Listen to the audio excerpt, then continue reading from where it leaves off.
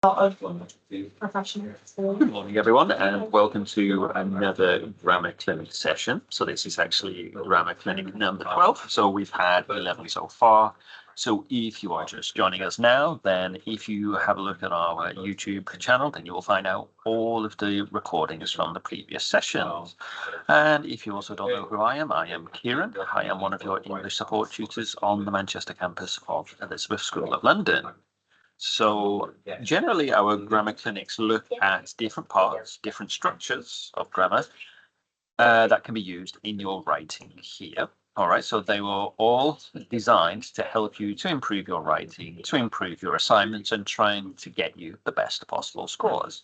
And today is no different because we're going to have a look at something called parallel structure. So this is something that is often a little problem or issue for some students when they are writing in English. So we're going to have a look at some of the problems that can arise when we're using this, and we're going to try and solve those problems and try to get us in a good place at the end of it. So let's have a look at what we are going to achieve by the end of this session. So hopefully we are going to understand the concept of parallel structure. And we're going to see why it is important in achieving grammatical consistency and clarity in both your writing and your speaking. Okay, so if you do have some presentations coming up, then parallel structure will be something that will be useful for you as well. Okay. All right. Now, the second point that we're going to have is you're going to try to identify and also use various types of phrases and clauses which will help to show something. Okay. And also add some variety to your language. And also try to enhance the engagement from your audience when you are writing authentic.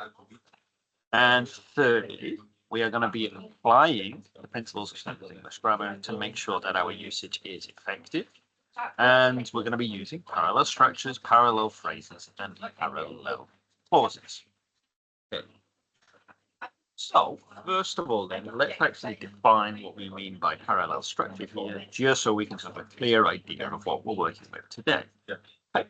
So parallel structure means using the same grammatical form in a sentence for things that are similar or have an equal idea. Okay? So this is going to help to make it easier for your audience to understand what you're saying. Okay? And it's going to make your writing or your speaking productive. It's going to make it clear, coherent, and balanced. So the best example to give for this is, if you have a list of items in a sentence, you should use the same grammatical form for each of those items. Okay? So we're going to look at some examples later on. So it basically means if you have similar structure, then you should have a similar grammatical structure to go with it. So parallel structure means that your writing or your speaking will have balance, rhythm, and clarity to it. So think about it. When you are using a parallel structure, the parts of the sentence that have the same grammatical function should also be presented in a consistent and parallel way. So let's have a look at how we can do this with verb phrases. Okay. You can see the example here on the screen. It says, she studies hard, practices regularly, and improves quickly. So you will notice that we've got three different actions: studying, practicing, improving. And all of them, because they are in our list, all need to have the same verb form. Okay, so you'll see that it is studies, practices, and improves. So these are all the present tense, present simple tense of the verb. So studies, practices, and improves. All of those three actions should have the same grammatical form. Okay. So hopefully that explains it, but we also have another example here that can help you. So her grandma has visited Paris, has seen the Eiffel Tower, and has enjoyed the French cuisine. So we are describing what was done in Paris. So we have has visited, we have the Eiffel Tower, and we say has seen. And then when we talked about French cuisine, we described it using the verb form has enjoyed. So to describe all of those three actions, we used has visited, has been, has enjoyed, and all of those are in the present perfect simple tense. So has, and then the third form of the verb, the past participle. Okay, so because all of the actions add a structure to them, they should all have the same grammatical structure to go with them. Okay, all right, so that is what we mean here by parallelism or parallel structures. Let's look at a further two examples here. So the campers were singing, dancing, and laughing all night. Okay, so because it is a list and they have all the same structure, the grammatical structure should be the same. So for all of those actions, we use the ing form of the verb. Right, on to this last one here then. So it tells us to become a good writer, you need to read a lot, write every day, and revise your work. Okay, so we kind of have a list here after need to. Right? So you've got read a lot, write every day, and revise your work. All of those again are using the same verb form. We've got read, so it is the infinitive without to. We've got write, again, the infinitive without to, and lastly, revise, the infinitive form of the verb, but without to. Okay? So if the first one has the infinitive without to, all of the rest should have it too. Okay, so thinking about that then, this is now your turn to get creative. So following the examples that we have just seen, which told us of our writing parallel structure using verb phrases, I would like you to construct some sentences of your own that follow the same or that follow correct parallel structure using verb phrases. So maybe pause the video at this moment, get out a pen and paper or use your tablet or use your computer, use a word processor, and try to write just a few sentences that follow that structure that we've just looked at. So I can put a couple of examples back on the screen for you there. A few more examples on the screen there for you as well. All right. Okay. So yeah, just pause for a couple of minutes, write down some answers, and then we will come back and check to see what you have.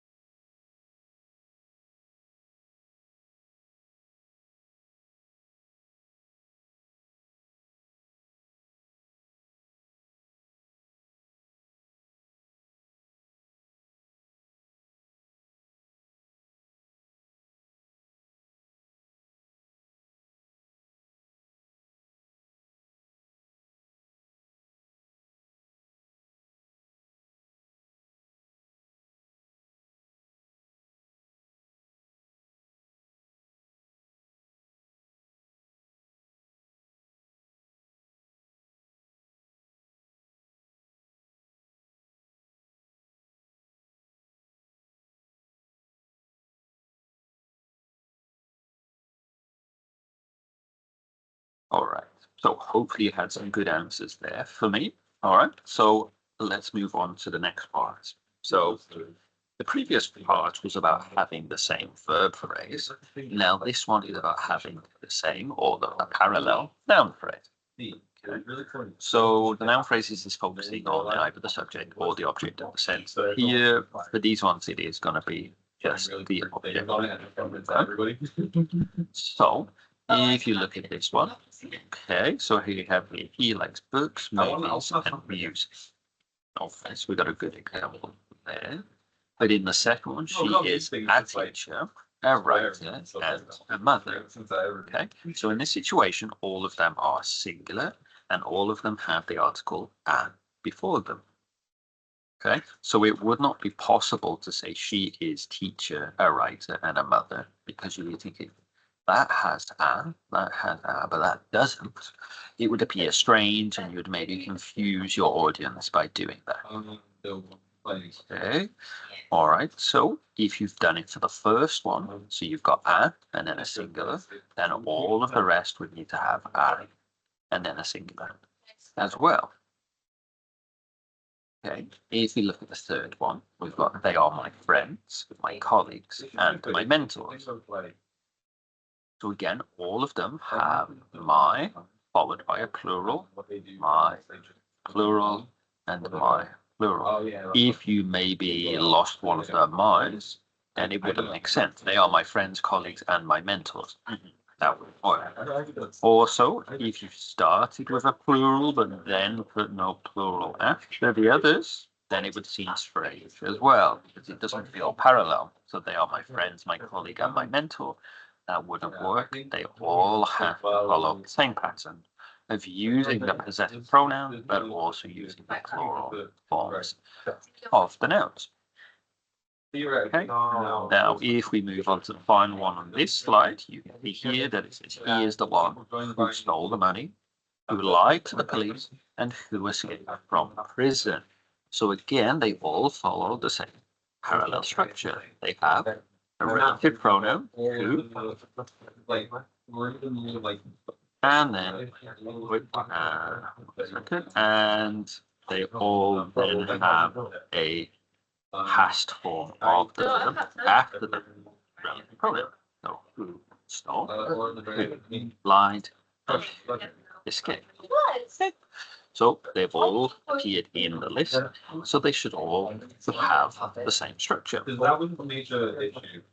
So again, this is another opportunity here for you to create some more sentences using the parallel structure that we've had a look at there, but this time you're using noun phrases. Try to write some sentences that have the same parallel structure in them. Okay, so again, pause the video and note down some of your answers, and we will check to see if they're correct in a little second.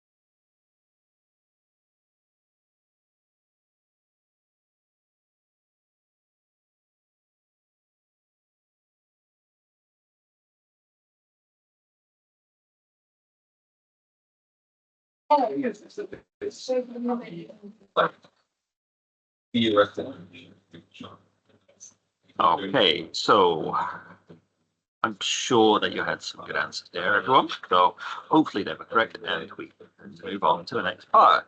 So we've had a look at noun, and we've had a look at verbs, noun phrases, verb phrases, but now it moves on to adjective phrases, or adjective type of phrases they can be called as well. So in these ones, as you can imagine, they all need to follow the same structure as well. So in the first one, she is more intelligent, more creative, and more successful. These are your comparative forms. So we've got the adjective plus we have more as a modifier in front of them. So she is more intelligent. So you can see that we are using more and then an adjective. Then we have more and then an adjective as well. And more. And as you can probably imagine, another adjective about that one. Okay. And it is similar to the one underneath, but this time you're using the superlative instead. So they are the most loyal. So we have the repetition of most. After that, we have our adjective. 2. So all of them need to follow the same structure in the same sentence. So we've got they are the most loyal, the most reliable, the most trustworthy friends you can have. So that is how it can work with adjectives. So again, you are going to prepare some sentences for yourself with just a couple of minutes to produce them. Okay.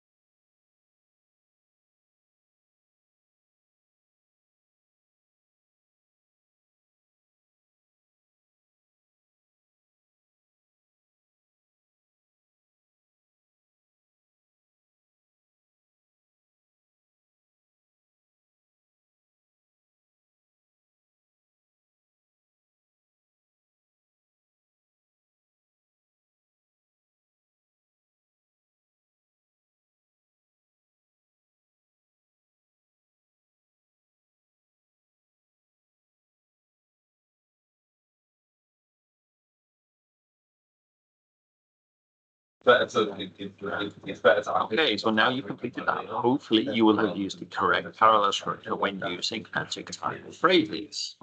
So let's consider now not just adjectives, but adverbs. Okay, so adverbs can be those words that end in ly, but they are also those ones which are used to describe how you have done an action, or also when or where you've done that as well. So if you can see in the first one, he works hard, fast, and well. Okay, so they are all using the same structure there. Okay, if you look at the second one, she speaks slowly, softly, and sweetly. They're all modifying the verb speaks, and they're all using adverbs that end with ly.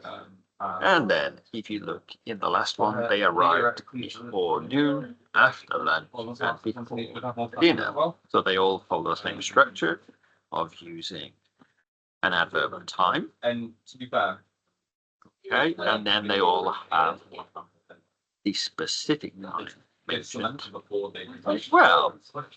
So that is how we produce them there with adverbial phrases.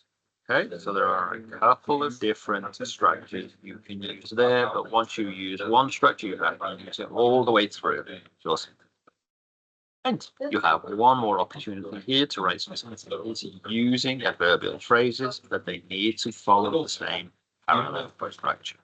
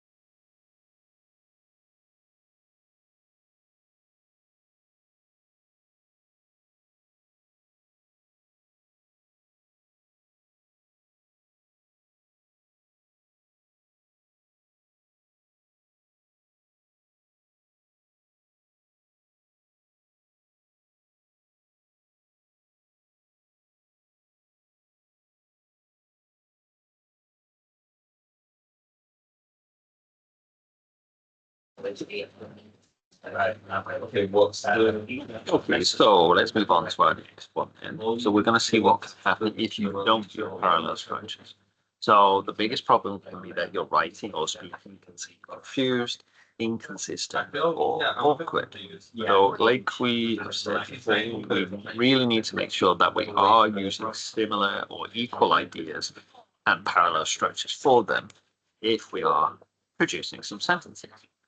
So if you see this first example here, she liked to read, writing, and paint. So as a person who has English as their first language, this appears very strange to me here because we're actually using three different structures here. We've got to read, which is our infinitive. We've got writing, which is a gerund, the ing form, and then we've got paint here as the present simple. So we have three different structures. So it just doesn't feel right when you hear it. So you would have to choose one structure and then stick with it. So she likes to read, to write, and paint. So let's consult the second one. So he is smart, has a good sense of humor, and kind. All right, this feels very strange because we begin with an adjective, then it becomes a noun phrase, and then it has an adjective again at the end. So you should either choose three adjectives or use three noun phrases, but do not mix the two of them together.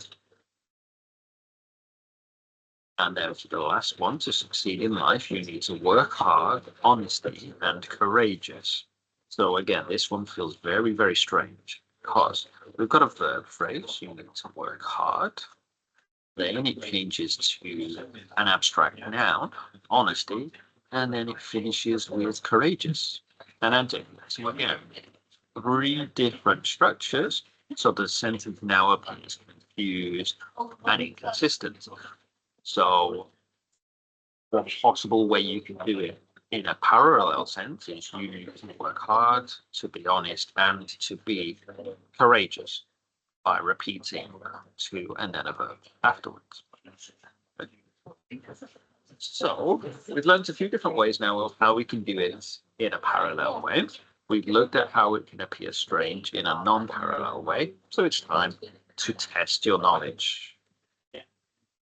So if we have a look at this example here, we can see that we need to choose a sentence that has no errors in the structure. So only one of them here is correct. You just need to find it and choose the right answer and maybe think about why as well. Okay, so just take a couple of seconds to think about the answer and then we'll see what it should be.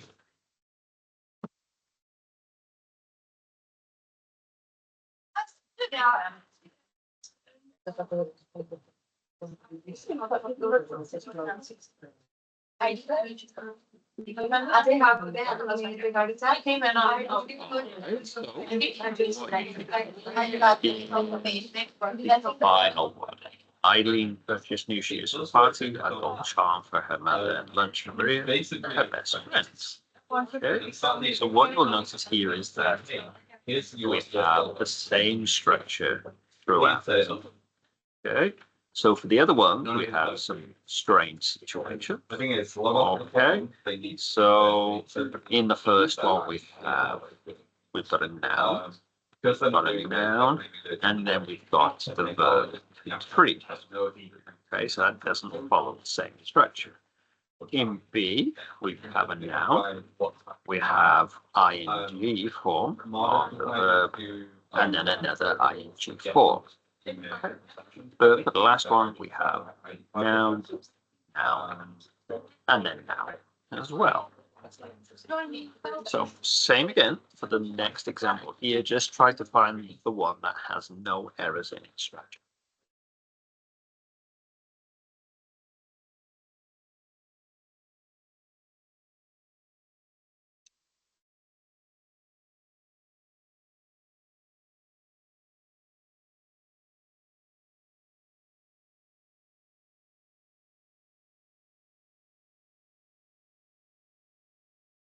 So for this one, you should see that the correct answer is B.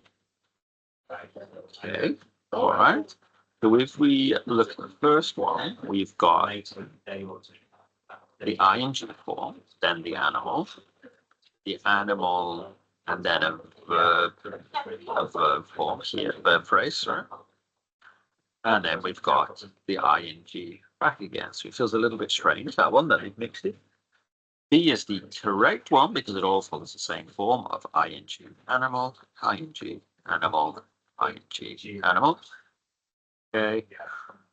So then, if you see the last one, the first two examples have a similar structure. You know, animal that something, but then the animal and then ing form, it is not parallel for all three of the listed items.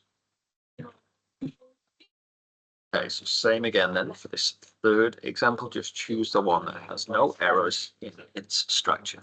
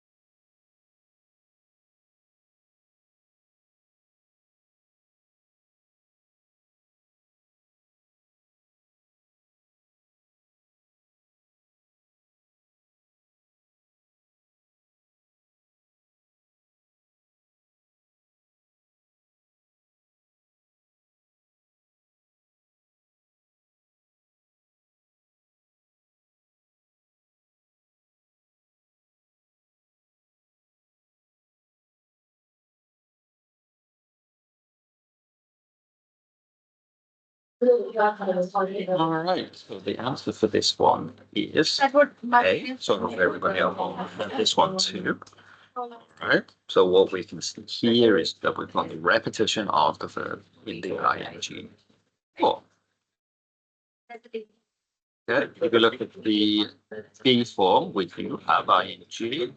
Then we've got he, and then simple, and then it goes back to the ing form. We do not have parallel structure between all three items. I thought they might do that, but In C, we've got the two form of the verb. We've got the two forms of the verb, so they are parallel, but the last one is in the ing form. So again, it breaks the same form being used for all three items. Okay, on to this one then. So again, you need to choose A, B, or C, but you need to choose the one without any errors.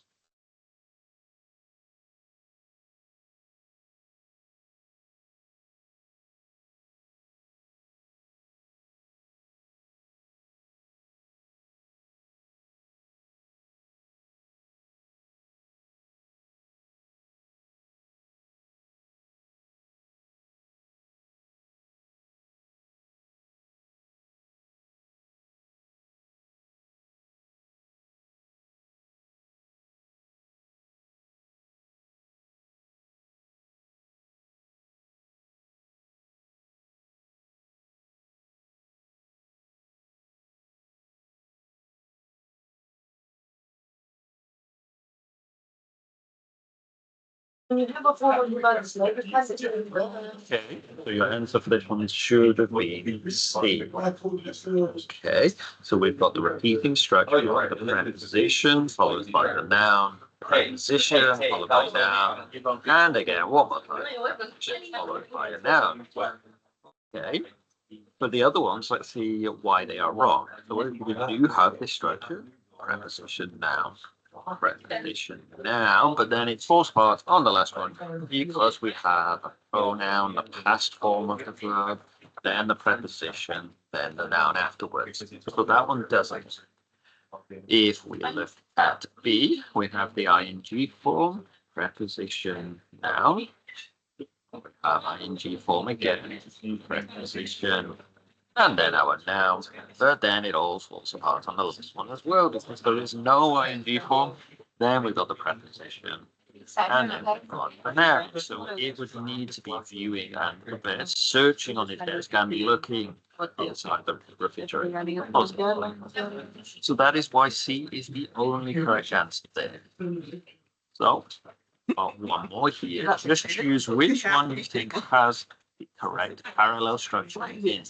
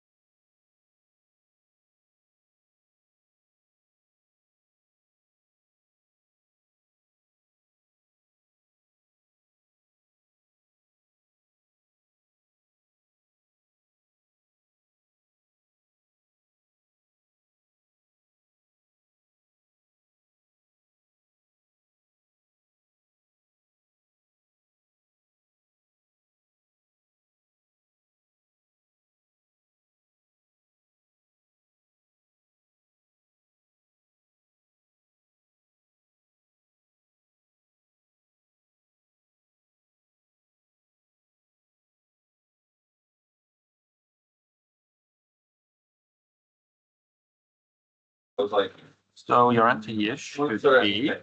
Okay. So let's have a look at why this is correct. So the things that are listed, we have the verb in the past simple form. And as you can imagine, another one in the past simple form. Okay. But in B, we got past simple. Yeah, all right, sorry. Here, yep, past simple, but then it becomes would, and then it becomes would, so that does not have the same structure. I just see some of the time. Okay, and the last one, we have the past simple. We have another past simple, so we're good so far, but the third one is wrong because then it has the ing form as well. I think that's partly why I said. Okay, so you've got one other chance here to see if you can get the correct parallel structure here.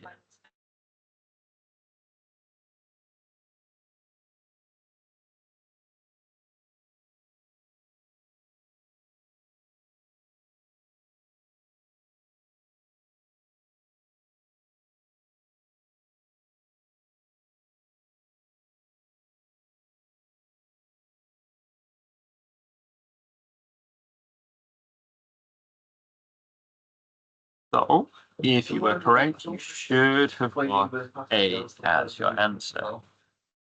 Okay. All right. So let's have a think about why the other ones don't work. Okay. So, what we have here is if the correct one had to tolerate his late night calls, stupid conversations, and requests for them. Okay, so what we have here are nouns, late night calls, conversations, and requests. But for the other ones, we have the noun, then we've got a whole noun phrase, and then we've got another noun phrase well afterwards. So that's why it doesn't work there. Okay. But then we have verbs. Okay, and that's why this last one doesn't work. That's weird.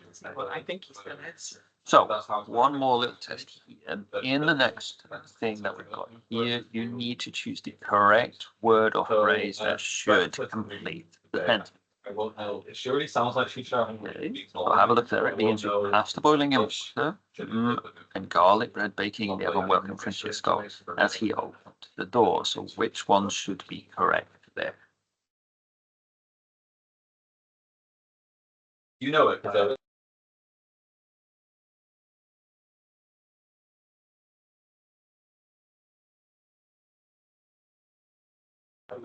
So this should have been a relatively simple one. It should have been B. So if you look at the way the structure is set out, it is a food noun followed by ing, food noun followed by ing. So that is why we should have a food noun followed by the ing form of a verb. On to the next one, you can see here that it says during our vacation in the Bahamas, we Oh, hope we had seen to enjoy the sunset and to dance ourselves dizzy at reggae clubs. So there is only one correct answer. Take a look at the four options, and you will see that it should be C, because all of the others have two, and then a verb form afterwards, two followed by a verb afterwards. And C is the only one that follows that structure. On to number 3 then. So it tells us that Karen wished to rage Hugh with his mouth closed, but otherwise he was everything she wanted. In a date, she was tall, intelligent, and something else. So those are our 4 options. He looked good, being good looking, one handsome man to look at, and handsome. But which one is correct? So the answer for this one is D, because the listed items are all adjectives: tall, intelligent, and then we should just use handsome afterwards. Yeah. One more that we have here. It says to win Laurie's love, Albert visited the florist for roses at the drugstore for a box of chocolates and afterwards. So would it be A, bought an expensive gold necklace at the jewelry store, the jeweler for an expensive gold necklace, the jeweler where he bought an expensive gold necklace, or the last one, to buy an expensive gold necklace? So what we have in all of them is we have a store, Yeah. and then we have for, and then an item afterwards. For, and then an item after. So you are looking for one where it is a store, followed by followed by for, followed by an item afterwards. So that should be B. Have our store, have for, and then we have the item. Also, Okay. Next, we can see that Haley won't date Terry because he's too short, too noisy, and what? So it could be A, because he picks his teeth. Fingers. that's what B, too impolite. telling me. B, C is the most impolite man she has ever met. Or D, I think his teeth with his fingers. So we can see that the correct answer there is B, too impolite, because all of the others follow that same structure. Two followed by an adjective, two followed by an adjective. So we should have, unsurprisingly, two. For London, Paris. All right, so that brings us to the end of your parallel structures grammar clinic. Okay, so please try to use them as much as possible going forward. So if you can, if you have assignments coming up, you should use these as much as possible to make sure that your writing is clear, structured, and coherent. You can also use it in your speaking, because you may have a presentation coming up where you can use the same parallel structures to help you. All right. And remember, if you do ever want help with your assignments or the presentations, you can come to either myself, that is Kieran, or my colleague Christine, and we will be able to help you with anything related to academic English. So, as we've mentioned, that could be presentation skills, could be design skills, could be something more general, reading or listening skills, taking notes, etc. And we are available both in person and online. So if you do want to get in touch with us, you should contact us via email, which you can see on the screen at the moment. It tells us that it is English support and manchesterwh@sound.ac.uk. Now, we also mentioned there that we have an online presence, and you can see that we have a YouTube link here on the screen. So if you scan the QR code, it will take you to our YouTube channel where we have all of our recorded grammar and writing clinics, but also any other workshops that we've done on campus as well. So there are dozens of videos up there that you can watch at your own leisure, and you can learn lots of things that will help you going forward. All right, so I hope that this workshop was useful for you today, and I hope to see you all again soon. Bye bye.